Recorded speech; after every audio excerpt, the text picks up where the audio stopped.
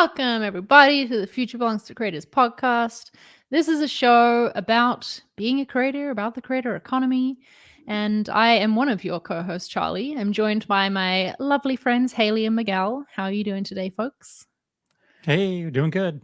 Doing good, doing good. It's, the holiday season, right? So always We're getting there. we're getting there. So it feels busy. It does. It feels very busy. And Miguel and I were talking before the show, and I told him to stop talking and save it for the show, actually. But this is a time of year where I don't know. I love the end of the year. I love the start of a new year, and I feel so much energy towards, okay, what do I want to bring in to the new year with me? What intentions do I want to have? What do I want to do next year? It just feels like a fresh start, like a fresh page. And these days I'll take all the hope that I can get where I can get it from. So bring on the new year. Miguel, do you want to share what you were saying about that? Because I know I'm not alone in this feeling. Yeah. So as we talked about on the show before, I used to be a school teacher. And one of the things that I miss most about that job is that there was a mental and physical end to your Mm. job every year. Like there was the beginning of the year. There were in the US here, it's 4 semesters, and then it's over, and then summer, and then reset, and then you start again. And there's something about that mental sort of like beginning, middle, and end to your work that I always really, really enjoyed. And I didn't realize how much I liked it until after I didn't have it anymore, because then life can kind of seem like a little hamster wheel if you don't take those moments to kind of like pause, reflect, iterate, change. And the end of the year is like one of those few times where I feel like we're given that. Like because of the holidays, we have some extra time off of work. There's a new year, it's a new quarter. Everybody's kind of like in that same mindset of like, let's do something different for 2022 or whatever year it happens to be. So I would say lean into that and do the work at the end of this year to set yourself up for success next year. So you just don't show up on Monday, January 3rd and go, oh crap. What was I going to do? Like now I start planning. Yeah, let's do Yeah. the planning in advance.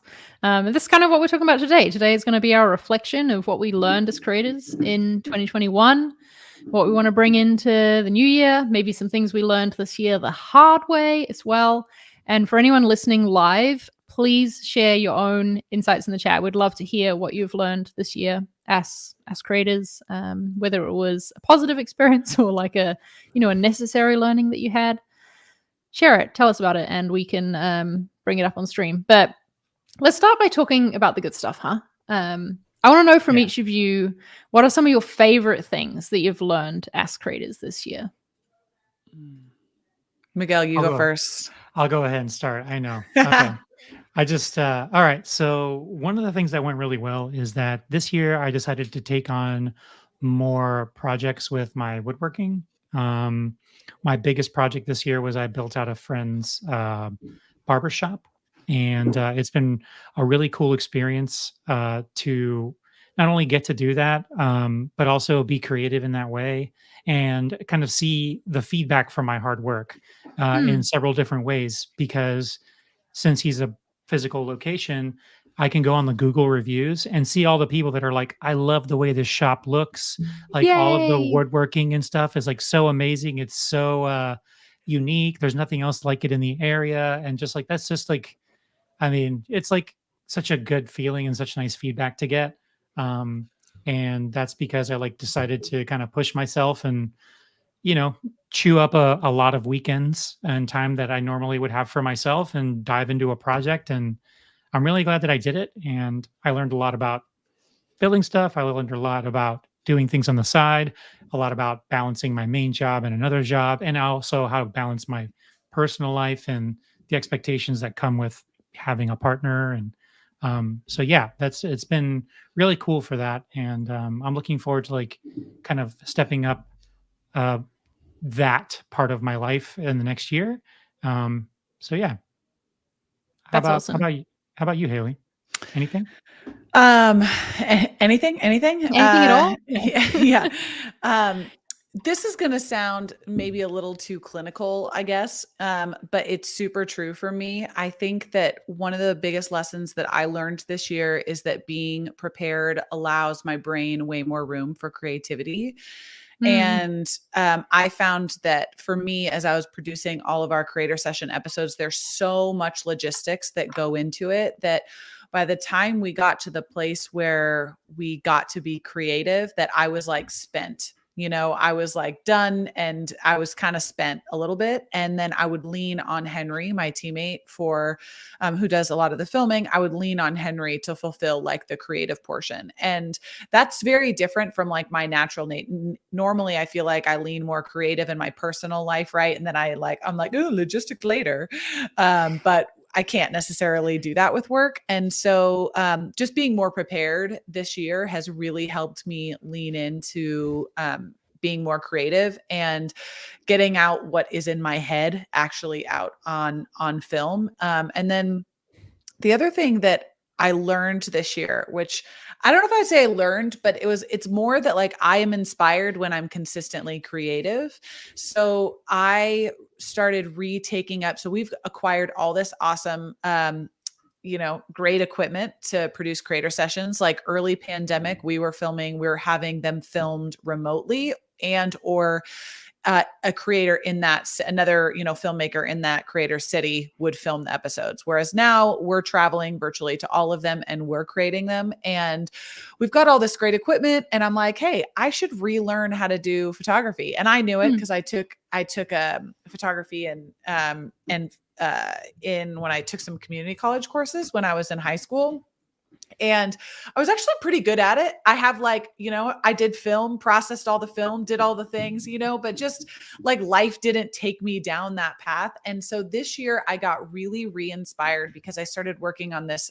I'm going down a path here. Sorry, friends. It's a long story, but I got really re-inspired because I'm working on this project for my grandparents, which is like their beginning life to their end life, right? So, and my family, I have photos, hundreds of photos of both my grandparents when they were basically babies to toddlers all the way up until, today. Like my grandpa has had a camera with him everywhere he went for as long as I've known him and all my mom's childhood. And so I've been going through all these slides and I just got I got this re-inspired passion about photography. And it has really translated a lot into the work that I think that I'm doing because I'm able to better articulate things. I know our equipment better. I'm not leaning on Henry.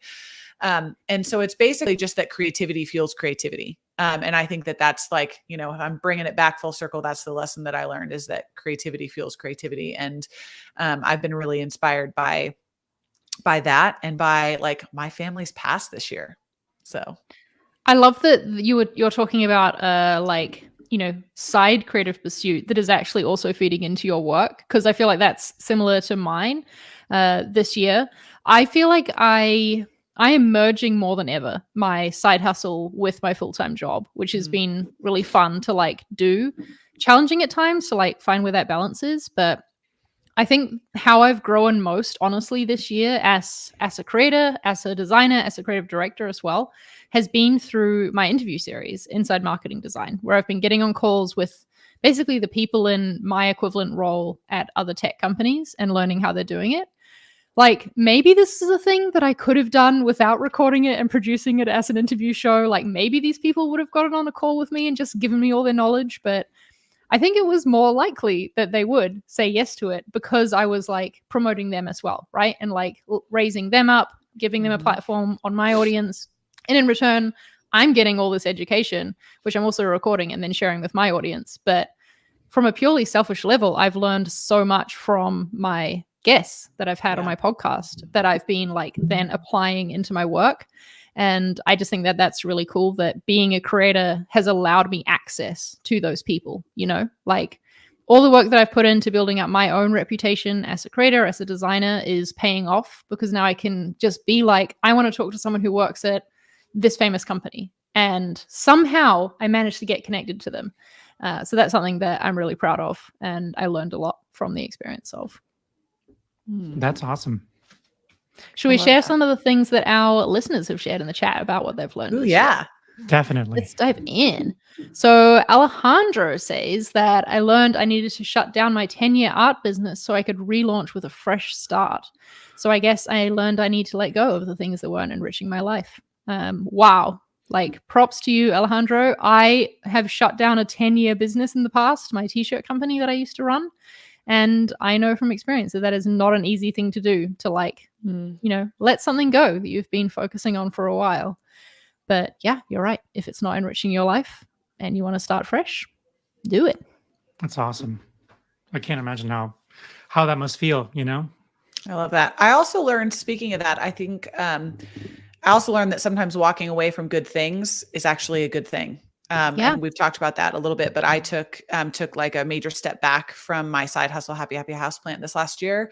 And it allowed me to reprioritize like things like my family. And that just reminded me of it. Right. I don't want to say that it wasn't enriching my life. There were moments of it that were, but it was more stress than it was, even though it's wildly successful, and my partner, Mandy, just has like taken it and flown with it. But it was something that just wasn't serving me well. And that was a hard lesson, but it was a necessary lesson that I needed to learn.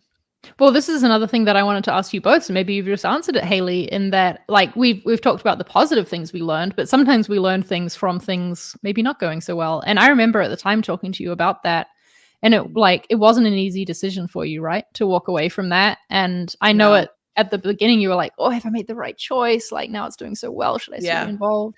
I still question it. And honestly, a lot of times I question it from a monetary perspective, which is when I know that I made the right decision, because I'm questioning it like from a money thing. And I've never necessarily been driven by money. I've always been fueled by passion. And trust me, I fucking love houseplants. Like, I love plants. So like, it's not a lack of passion.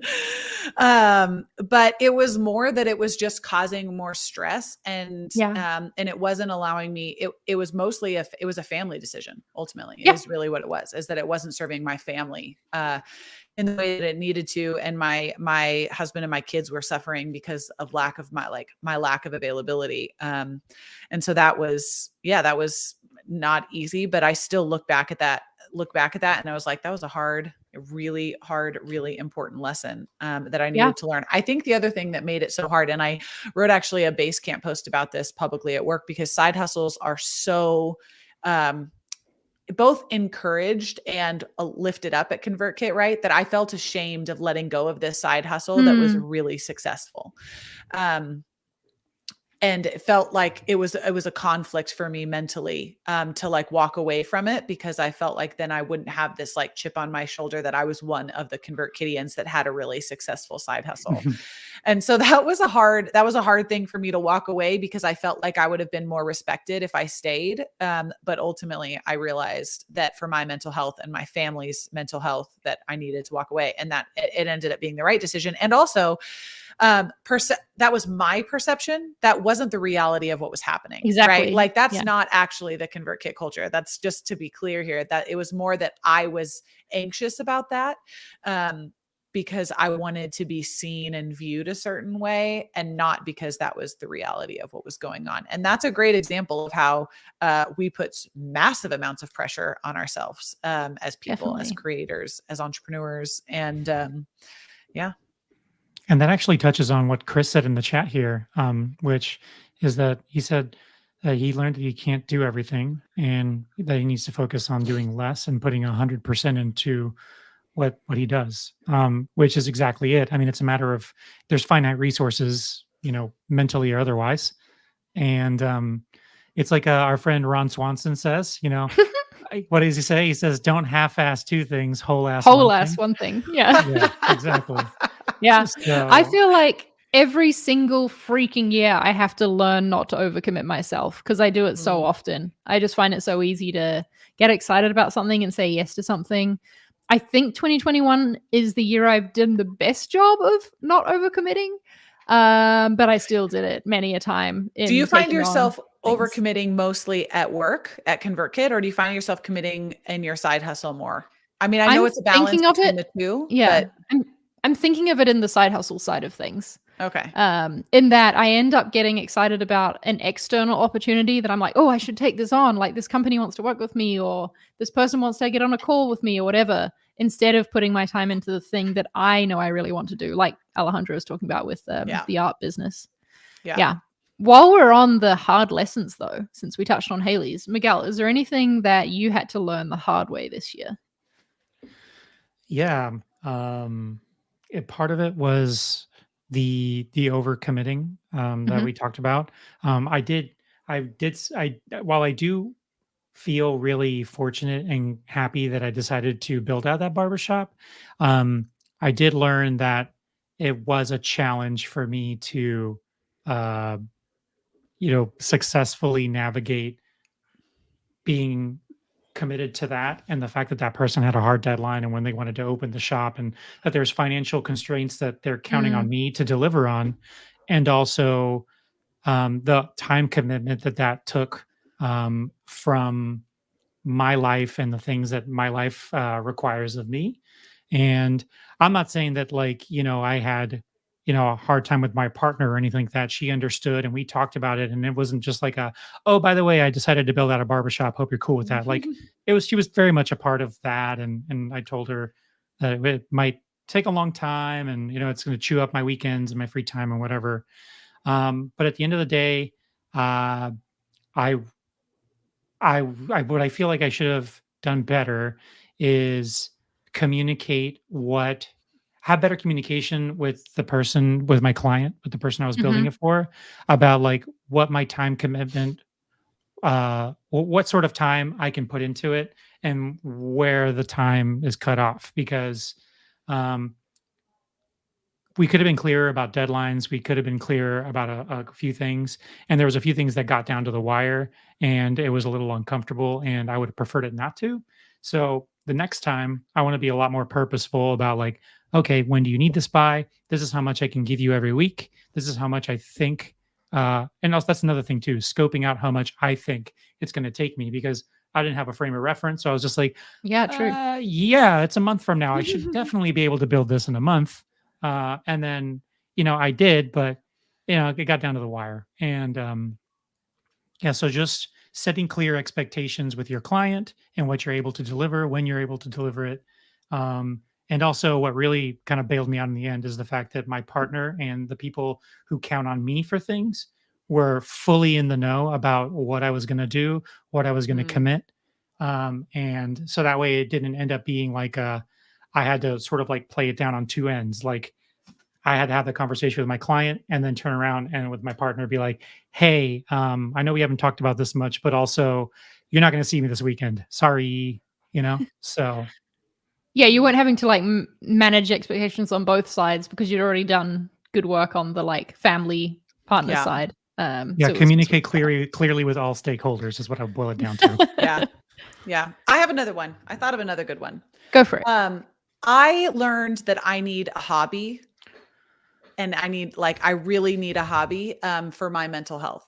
And I do not categorize like working out as a hobby, because working out is like a necessity in order to like maintain a healthy lifestyle. Hey, you don't have to But convince me. I don't count it as a hobby either. yeah. But a lot of people are like, so I guess more or less it's like I need time alone with just myself. And some Yeah. like working out, oftentimes as working parents, oftentimes people would categorize working out as that time alone and time away. And that I don't think that should be the case unless it has to be the case, right?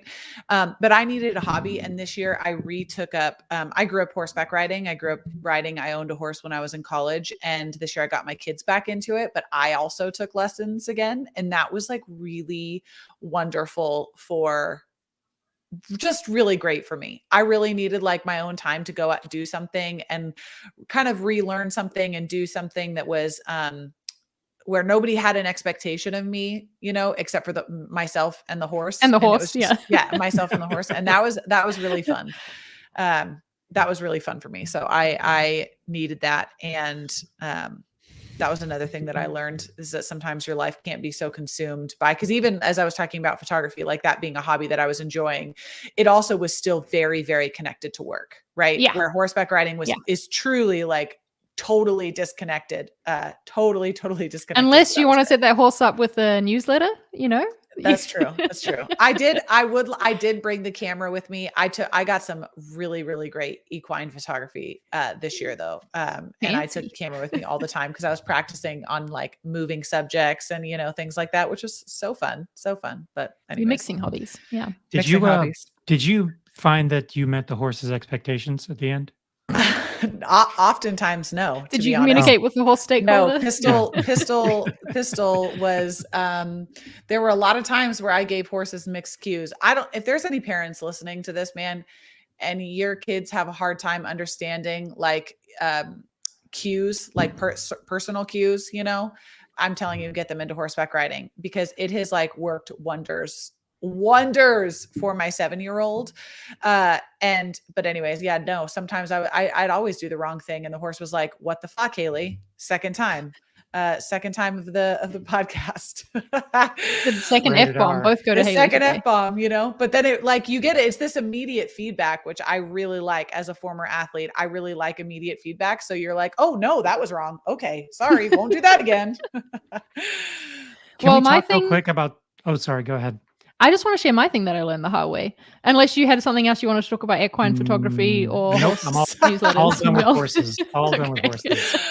Oh, friends, thanks. Well, my thing that I learned the hard way had nothing to do with horses, unfortunately. Oh, But mine was my YouTube channel is in a really interesting stage of growth right now, in that it is not growing as much. This is been my slowest year of growth on my YouTube channel for the past like 3 or 4 years or something.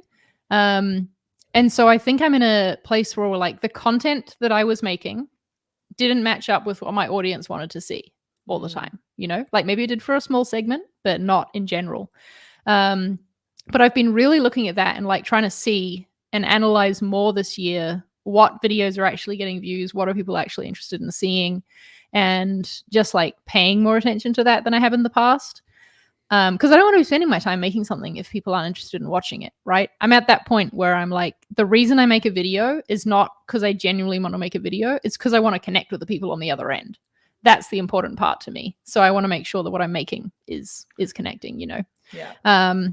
What I've learned is that my audience really likes vlogs most off, which makes sense. Like that's what I like watching as well, where it's like a little less prepared and more like seeing more of my day in my life. And also I've been surprised to learn how popular streams are on my YouTube channel, which has been fun because that's where I like just stream as I work and let people see my Figma file and watch me work. It's wild, y'all, because there'd be a video that I would script and film and like pay someone to edit and then pay someone else to like do the content management to upload it, make the thumbnail, whatever. That would get like maybe 2,000 views in a week. And then I would do a stream where I'm just like letting people watch as I work for 2 hours. And that like blows straight past it, gets like 4 times the views within the time and had like way less effort put into it. So I'm like, well, I feel like I'm learning here where I should be putting my effort, and it is not into these prepared videos as much. That is don't you love that? It's quite the I both love and hate it because at the same like part of me is like, oh, like this content's really good. Why aren't you watching it? This is exactly the conversation that Nathan just had about the Twitter posts. What Twitter post? So Nathan posted, I think he might have posted it on his newsletter. He had formulated this Twitter thread that he was starting about X. I don't remember what it was. And he was really hoping that it was going to do, he's like, I spent 2 hours on it, blah, blah, blah. Right. And he's, going on and talking about this, and it got like 0 traction. And then he posts just a random comment, like a super random I'm doing a terrible job of retelling the story, but he posts just a single random comment on Twitter, and it has something like 50,000 views or 50,000 likes. That's the thing. Whatever. Like, I think that's the hard part about being a creator is that you got to roll with those like digital punches in a way and realize that the effort you put into making something doesn't always pay off at the end. Like, hopefully over time, I feel like it evens out, but on an individual content basis, not necessarily. Yeah. Shall we go into a few more things that our listeners have said? Or Miguel, there was something you were going to say before I interrupted to talk about content. Well, I mean, I think I interrupted you because I forgot that you hadn't shared your thing. So Haley and I were rambling about horses and shit, and then Carly didn't get to say her thing. So, but no, I wanted to talk something that Alejandro brought up, which I thought was a really good point to talk about, which is it's hard to not make our identity directly tied to what we do, and it's a really hard thing to overcome mentally. Oh yeah, and that is something that I've actually found it really interesting because. So in at least in American culture, I can't speak to other ones, but I know very much in our culture, when you meet someone new, one of like the first 3 questions that someone asks you or you ask is, "What do you do?" Oh yeah. It's like, Yep. "What's your name? Where are you from? What do you do?" Like, it's that's how someone, like, feels like that's, like, the question that feels like they get to categorize you as a person almost. So The it's really gateway important to to people getting to to have a know you. right, exactly, and, I've read some stuff where other cultures, like, I might be misremembering, but, I think in, like, maybe Japan or something like that, where it's actually considered very rude to ask somebody what they do. Like, Hmm. it's like a faux pas. Like, because in the culture, it is seen as, like, secondary as what you do because people don't wanna be, like, pigeonholed or be, like, kinda typecast as, like, "Oh, you're a woodworker. Oh, you're a automobile, technician," or whatever it is, like, that's because at the end of the day, it's, like, reductive to them to be like, "That's Hmm. what I am," and that's, like, that's not what I am, that's what I do to provide for me and my family. So, dude, like so it just that's considered a rude question, which I always thought was an interesting thing because on some level I kind of agree with that because it can be really reductive to be like, Mm. "Oh, I work for an email marketing company and that's what I do." It's like I love my job and I like getting up and doing it every day, but I don't think of myself as an employee in an email marketing company. That's not what my inner light shows me. That's Does your not inner light show you you're a woodworker though? uh mm, sometimes, yeah, it Yeah. can. Because I was going to say, Um like, designer would be the first thing that I would use to describe myself. And maybe I have an unhealthy attachment to that as an identity. And it's probably something I should talk to a therapist about. Yeah, and that You know Ooh. what's great is you guys are talking about this. I've been sitting here thinking, what is my identity, right? Like, what would I wrap myself up in a nice little bow and say? And I think that it's funny because most of my career I spent in like the business development side of things, Yeah. sales and business development, right? And now I'm in this creative function, which is far more true to my probably my personal self, right? Things that I really like. But I'm like, what would I call myself? You know, like if my title, I think my technical title is brand specialist. I'm like, I'm a brand specialist. I'm a producer of content. I'm a creator. I don't know. I'm a mom. I honestly am like, as I'm sitting here, for the most part, I'm a pretty confident person in like who I am. Uh, but, You're too many things, Haley. You contain multitudes. but I'm You like, don't need to have one word. I know, but what would I say? I really don't know the answer to that. Well, I'm that's a, why I think it's so important to that's why I think it's such a good point that there are cultures out there that find it very reductive to be yeah. called one thing because we're so many things to so many Yeah. different people. And Mm, to kind of like typecast somebody as like what they do for a living and how they, put a roof over their heads is like, yeah, that's a part of it. But I mean, that's certainly not who I am. So yeah. yeah, it's really important to take it back to what Alejandro said is like to overcome mentally the idea that our identity isn't directly tied to what we do. Mm. Um, Yeah. Especially people who have a good paying job that they hate, they definitely don't want to be called that thing. But for whatever reason that they have a job that, provides for their family and they tough through it because they have to or because they see it as the best option for them and their family. And that's totally valid too. But Mm. maybe they don't want to be called that thing because they hate it. Riley says creative identity is a constant quarter-year crisis. Something always new happening while wanting to hold on to the old. I feel you on that completely, Riley. Should Amen. we go into a few of the other things that our listeners have learned this year? Yeah. Kurt says in 2021, learned the potential upside for diversifying income streams can be better than just focusing on one stream. Yep, I hear you on this. Every year I put together an income report of like my side hustle and work income for the year. And it always surprises me how much I've earned from my side hustles because I don't see it as a large sum of money because it's just coming in all these like little drips and drabs, like $100 for my font per month. Oh, there's like 200 from Patreon, whatever, but it all like adds up in the end. So yeah, lots of potential in diversifying. Laura says, I learned of sharing my artwork, which is scary, and seeing that people really like it, and I can make it as a side hustle, and it is important to not be afraid. Mm. Agreed. I That is love the that. first thing that creators have to get over, right? Is the fear of sharing their work. Mhm. Yeah, because the last thing you want to do is feel that rejection. You know, there's a lot riding on what you produce because it's a big investment on your part emotionally, physically. Hmm. And then I always feel so bad if I'm like at the farmer's market or like an art fair. I was at one not too long ago, and you're walking by, and there are certain booths that they're just like packed with people, and then like they're just like making sales, and the booth next to them is just somebody standing next to their art with their hands folded in front of them, and like people are just walking by and walking by, and the booth next to them, people are like, can't take their money out fast enough. And I'm just like, oh my God, like I just like die a little inside because I'm like, this person Same. just like I always end up the buying amount, something. yeah, the amount of effort that it must have taken because like, you know, they have Yeah. their tent, they have their banner, like they invested in this thing Yeah. and they have beautiful art.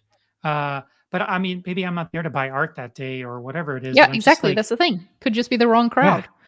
Yep. yeah. And it just breaks my heart because I'm just like, God, every second that goes by must just be like nails on a chalkboard to this person. It's just like, please, somebody, you know? Yeah. But they did But it, right? They showed up and they embraced yeah, that fear and they were there anyway. yeah, But yeah. that's the And beauty of art, right? Is that it's subjective. Like Yeah. you're just, that's one of the things that I love so much about music. Obviously, I work in that space a lot right now. So is that it's something hits someone like, here's a great example. It was like Nathan, our CEO. I've now referenced him like 4 times on this podcast. Nathan It's is like our he's famous or CEO. something. Yeah. Nathan said in a meeting, he referenced an artist that we've had on creator sessions in the past, Matt Carney, and as someone that he wanted to maybe book for our live event that we're hosting. We're hosting Craft and Commerce. I think that's announced.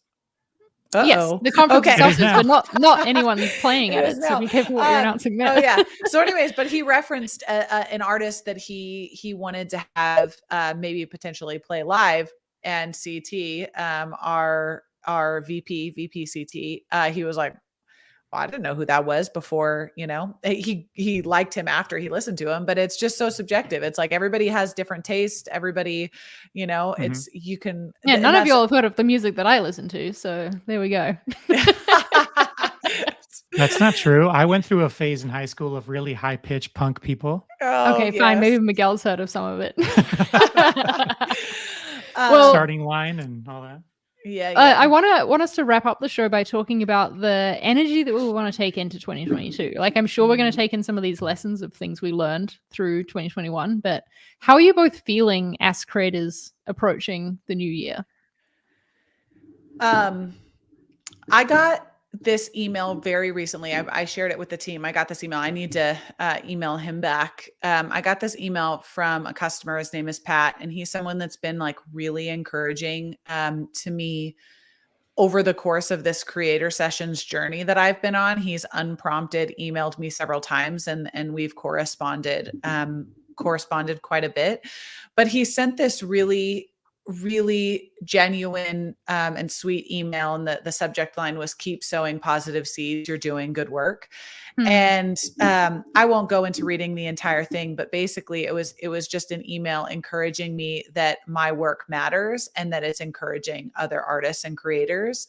And that tied a nice little bow on the end of 2021 for me. And it just reminded me that like the work that I do matters, and the lessons and the things what I'm trying to do with creator sessions, right, is bring creators that have made it, whether they're musicians or filmmakers or photographers or whatever, and have them influence the future creators right out there. Like that's really what creator sessions is about. There's a bit of performing in there, but that's really not what the magic is about. And Pat just really encouraged me with that email. It was just really sweet. He signed off. He lives in Oregon. I thought this was funny. He signed off at Boring, Oregon.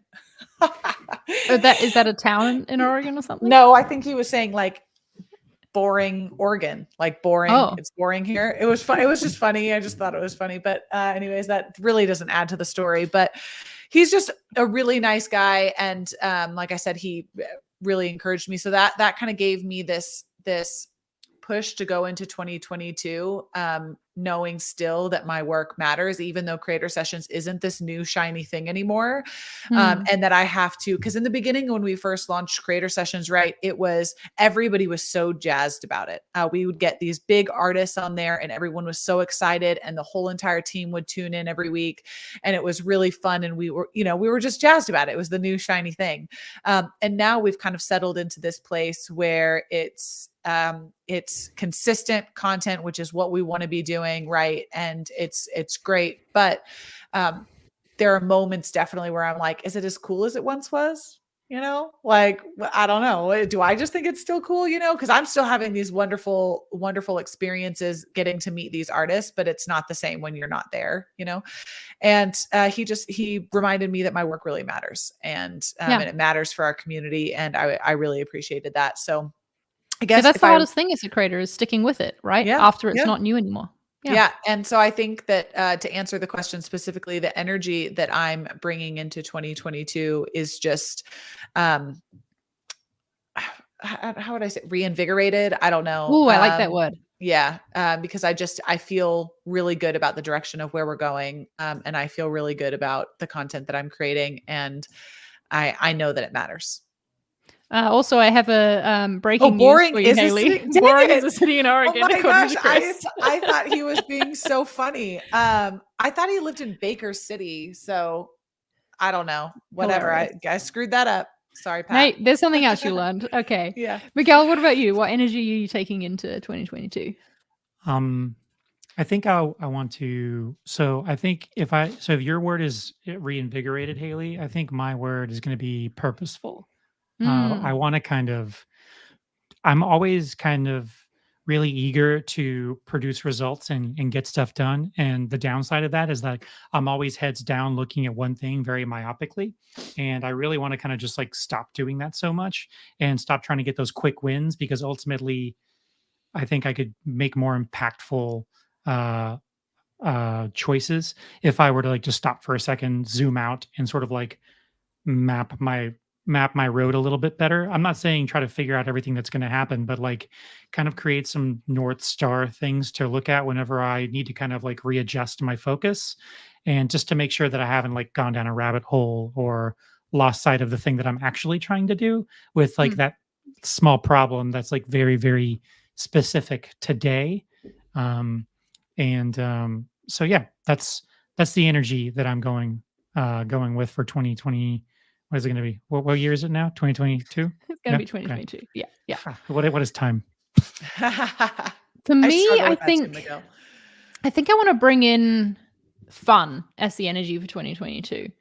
Like, I want to enjoy, especially the stuff that I do on the side, right? Because it is my choice. And so why would I spend my time doing something that I'm not like truly loving, And so I want that to feed into the choices that I make. And I also, like, right now, I just feel this momentum. I feel a lot of momentum going into the new year that I want to continue with and keep rolling with. Because I feel like what I've been creating over the past, like, 8 years of making YouTube videos is a bunch of different stuff. And I really want to start to tie it all together and to be, like, known for this one thing of marketing design, and start, like, this is going to sound cheesy, but, like, building out my empire in that way. So that is the energy that I'm bringing into 2022. I love that. Yeah. I love that. This was a very fun episode. I really enjoy these sort of recap kind of conversations. I think reflection, most people in this industry as creators really look at reflection as a necessary step in being a creator. It's one of the things that I really value about this community, the creator economy. I definitely don't think that it's something that you see as often in the 9-to-5 world. I certainly know for my husband's job, he's not quite 9 to 5, but he does not work in the creative field. He doesn't like reflect back on 2021 from his job perspective and be like, well, how can I do this better? He should, but he doesn't. So all that to say, I've loved this conversation. And I'm very excited for what next year has to offer. Yeah. We are going to be taking a break from now until the new year. So this has been your last Future Wellness Creators for 2021. Thanks for joining us, especially all of our wonderful people who join in the chat and especially today, have shared the things that you've learned and are taking into 2022. We appreciate you, and we hope we'll see you back here in the new year for our new format show. Yeah. We're going to get a little more structure in place, and we're going to keep leveling up the quality for you. And yeah, I'm excited to have you all back next year. Thanks for today, you two. Have a good rest of your day, everyone. Bye. Bye. Bye.